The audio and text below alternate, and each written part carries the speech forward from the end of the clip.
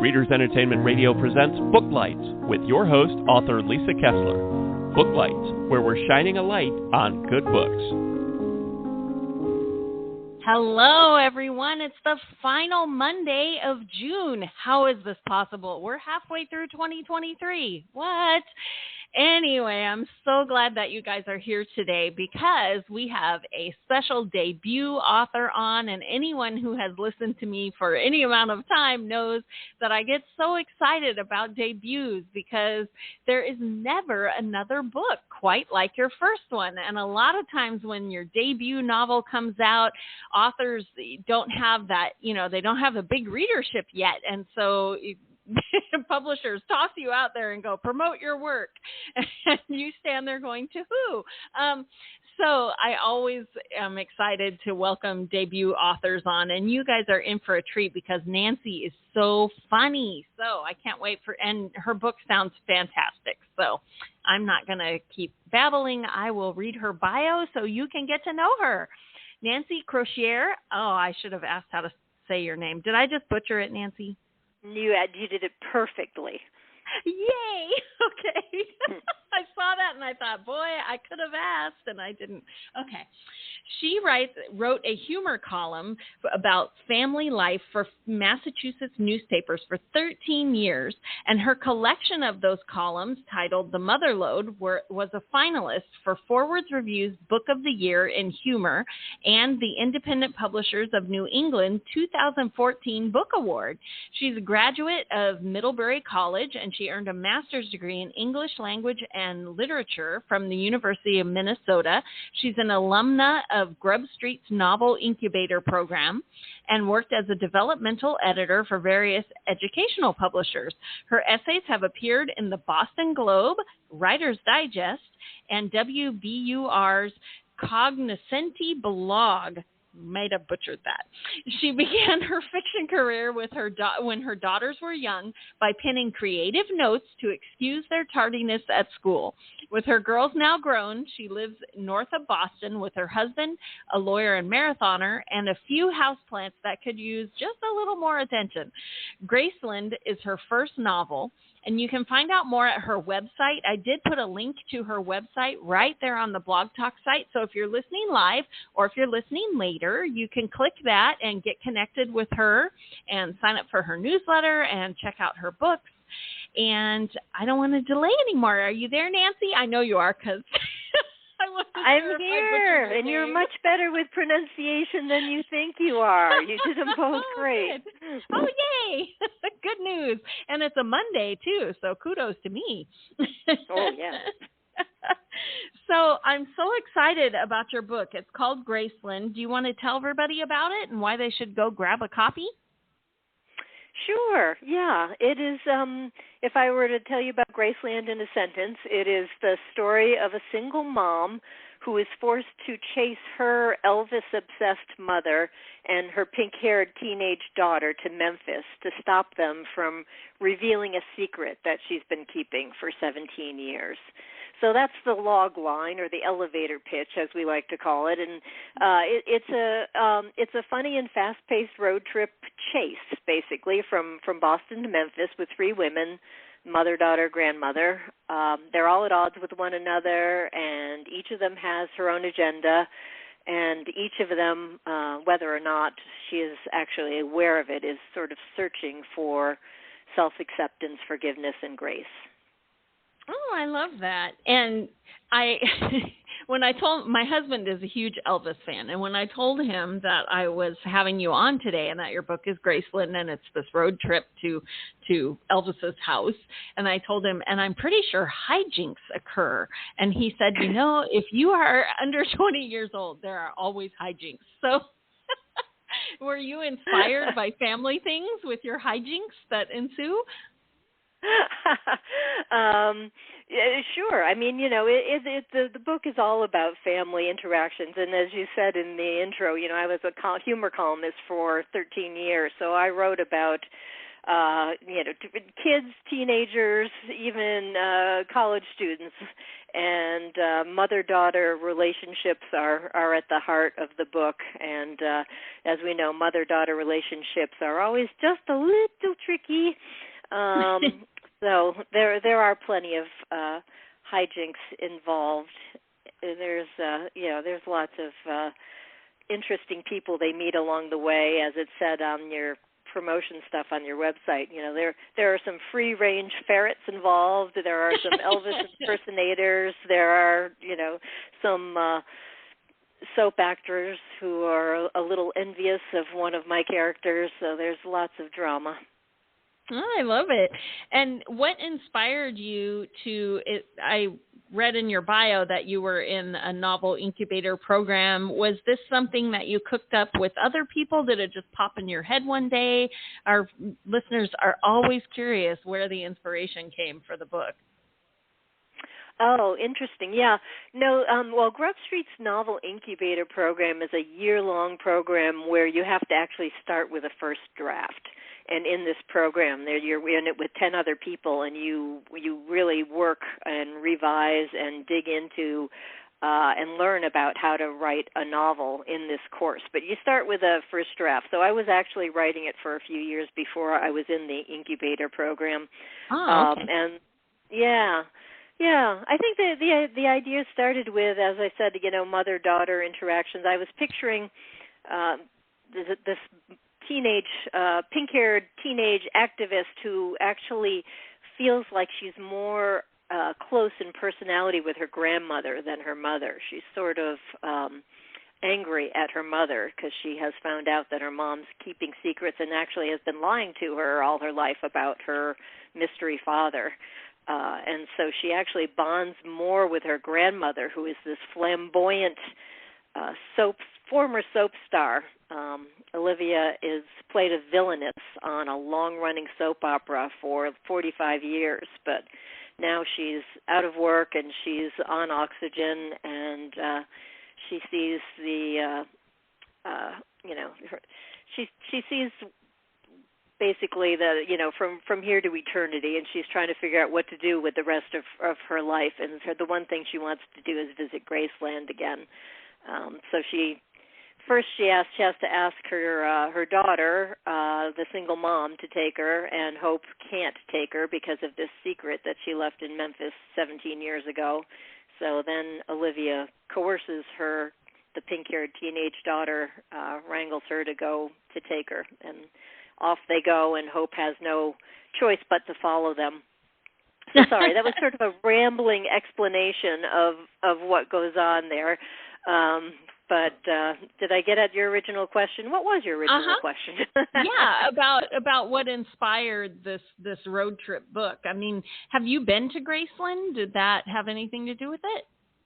Yes, I've been to Graceland a couple times now, and although, to be honest, when I originally had Graceland be the destination, the road trip goes from Boston to Memphis, so when I had Graceland as the destination, there were two reasons for that. Part of it was people have different ideas about Graceland. I mean, somebody who is a real Elvis fan almost feels like Graceland is a sacred place, and somebody who is less of an Elvis fan might go and think, well, it's kind of, campy, and, it's a little, some of the decor, like the Jungle Room, is a little funny to our modern eyes. So I thought Graceland had a great opportunity I wanted the destination to be both kind of campy and sacred at the same time. But I also just like the metaphor of Graceland, that they're searching for grace. And once Graceland was part of the picture, of course, Elvis insisted on being part of it. There was just no way to keep him out. Yeah, I mean, although I always admired Elvis's music, I was not the biggest Elvis fan in the world until I started writing, and I just grew to appreciate him and what he did musically so much more after all the research that I did for the book. I love that. Did you research driving? Because you live near Boston, right? Did you research the road trip from Boston to Graceland? Absolutely, yeah, absolutely. had to take the road trip. I visited Memphis 3 times, but one of the times was actually doing the road trip, and it was good to do. I mean, research is important. You find out things you didn't realize as you're driving, like, oh, there was a time zone change in the middle of Tennessee. I don't have to adjust a few things. Yeah. Yeah, I love that. Every time I write series usually, and so if I'm writing a series, I usually make a couple trips to wherever I'm setting it, and just because I feel like if you don't go, there's only so much Google can tell you. And when you go, you can walk around and go, oh, that's where people would go, out on a date. Or, oh, that's where people would go get a job. And, oh, that's where they might take their broken down car, and you can't really do that on Google. So I love that you actually did the road trip. But it probably gave you lots of ideas too, right? Yeah, it was probably part of that debut novelist syndrome, but I was probably almost a little too obsessed with getting the details right. I was picturing, being at a book presentation and having somebody say, well, you can't turn left out of the Peabody Hotel and get to this, So I I made sure everything lined up, and I even tried to do some things that, they were so funny in retrospect. There's a scene in the book that takes place in a jail cell, and I was determined that I was going to talk my way into the jail facility in Memphis, and it was a riot because the police officer that ended up talking to me, and he didn't really believe I was a writer. I would say things like, well, what would you if somebody was arrested at the Peabody Hotel, where would they be taken? And he'd say, well, what did your friend do? And I said, no, you don't understand. I'm a writer. I'm wondering. That's sort of what I'm wondering is what he would have to do to get arrested and taken here. Well, where's your friend now? Like, no, you don't understand. I'm a writer. He's like, well, you can just check the board downstairs. You'll see where they brought. It's like he.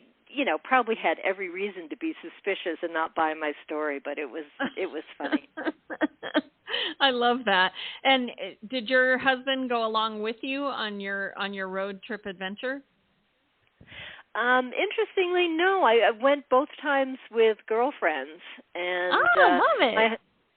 My husband just has his own pretty busy life going on. As you read, he's a lawyer and a marathoner, and that takes up pretty much 23 out of 24 hours of the day. He uses the other one to, cut the grass and sleep. Yes, quick little bit of sleep.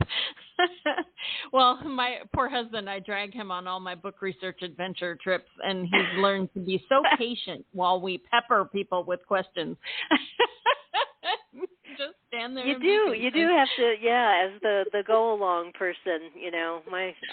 The other funny story I like to tell is that my girlfriend and I, we're women of a certain age, and so it was pretty funny when we had to try to find the frat houses at the University of Memphis. You can picture my friend and I driving along, women of a certain age rolling down the windows and yelling to the college students, "Where are the frats?"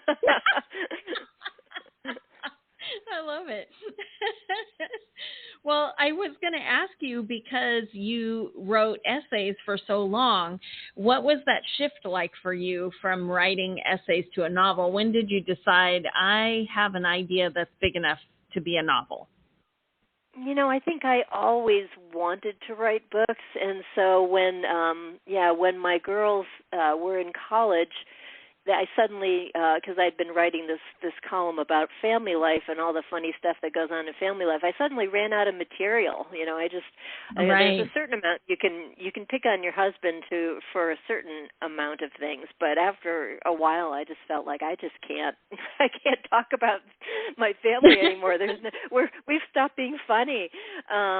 So that's when I decided to pursue writing a novel, and it was quite an experience, because there is a sense when you've been writing 700-word pieces, week in and week out for a long period of time, it's like, oh, I can string together 70,000, 80,000 words, and it's a lot more complicated than I thought, of course.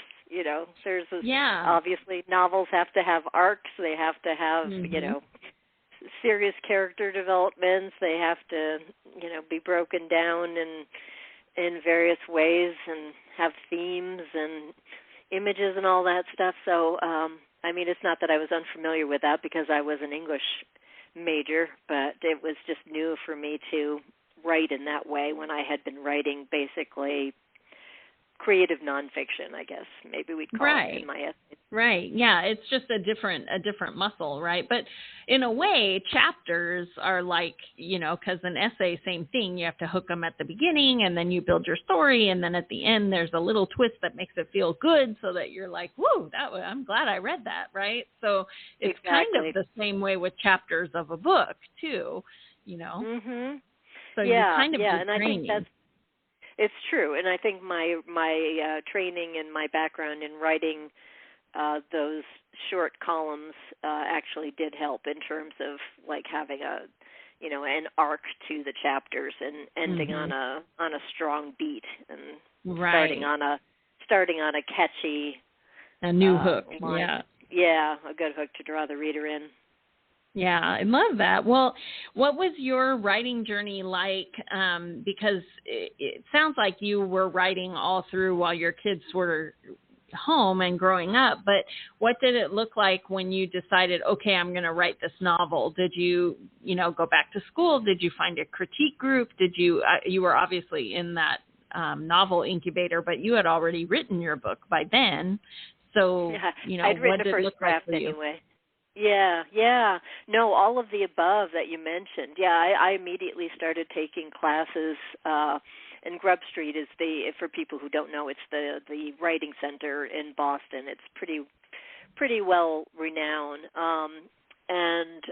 So I took classes where we'd workshop little bits of it, and I had a local critique group, but eventually I realized that with the critique groups and the classes, people were only seeing little parts of it, and that was where the Novel Incubator program really helped me, is that, you're in a class with, or a group with 9 other people who really have seen the whole thing, and they can give you a much more informed opinion of it. So that helped immensely.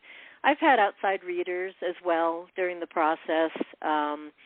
When I started querying agents, I queried for a while, and I got some bites, but nobody, or some interest, but no real offers. And so I took it back and did some work that I probably should have done before I started querying. I cut about 20,000 words out, and then I worked with, there's that. I worked with a developmental editor just to be sure that everything was tied up neatly in a bow. So once I had gone through that process and started and queried again, I very quickly got an agent after that. So that was kind of my process. It was about 5 years of writing and 3 years of, getting an agent, getting a book deal, getting the book out into the world. Right. And I think it's interesting because readers often don't know how long, that all takes. But, man, writing the book is like the easy part. Getting it published is a whole other ball of wax. And, I remember my first book, I rewrote it 3 times before finally everything came together. So if you are starting to write out there, do not give up. It's a long process. Yeah, it is more true than not. Many of the people I know who've published debut novels, they say, "Oh, it took 8 years, it took 10 years," because you're not just writing for your first book. You're not just writing a novel. You're learning to write a novel, basically, exactly. And it takes a while. And as you know, once you get going. You now write 2 or 3 a year, right? I mean, that's yeah. You do get much faster the more that you do it, but that first book, you are not only I was lucky and I got to meet Ray Bradbury a couple times before he died, and he could make you cry talking about writing. And one of the things that he used to say was that he thought that writing was the hardest of all of the arts, because he said, if you painted your first painting, you would never try to sell it, never, because you could see that it was your first one and you're learning. But he said they teach you in school to write a sentence. So when you write enough sentences, you have written a book, and so you're ready to go send it out there. And he said, but you haven't learned to be a storyteller yet. And that is very true. Mm-hmm. Yeah, and he said it just takes a long time to be a storyteller. You could be a novel writer, but you're not a storyteller yet. And so that was why he would, he would say you have to write 600,000 words of crap before good words start coming out because you're learning. And I find that to be true. You rewrite, you put that in a drawer, you write another one, all that kind of thing until you really find your voice. And people talk about what is your voice. And I feel like it's how you tell a story. And no matter what story you're telling, your voice comes through because that's how you tell a story. And no one else can tell it just like you.